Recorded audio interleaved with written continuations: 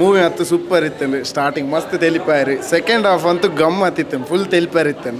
ಲಾಸ್ಟಿಗೆ ಚೂರು ಇಮೋಷನ್ಸ್ ಎಲ್ಲ ಇತ್ತದೆ. ಸೊ ಆಲ್ ಸೆಟ್ ಇತ್ತೇನೆ. ಫಸ್ಟ್ ಟೈಮ್ ನೋಡ್ತಿರೋದು ಆ್ಯಕ್ಚುಲಿ ತುಳು ಮೂವಿ, ಬಟ್ ನಂಗೆ ತುಂಬ ಇಷ್ಟ ಆಯಿತು. ಲಾಸ್ಟ್ ಕೊಂಚ ಬುಲ್ಪೇರ್ಲ ಬರ್ತದೆ ನೀರು ಬನ್ನಲೆಕ್ಕ ಕ್ಲೈಮ್ಯಾಕ್ಸ್ ಮಾತ್ರ ಸಾಲಿಡ್ ಆಯ್ತು ಇದ್ದುಂಡು.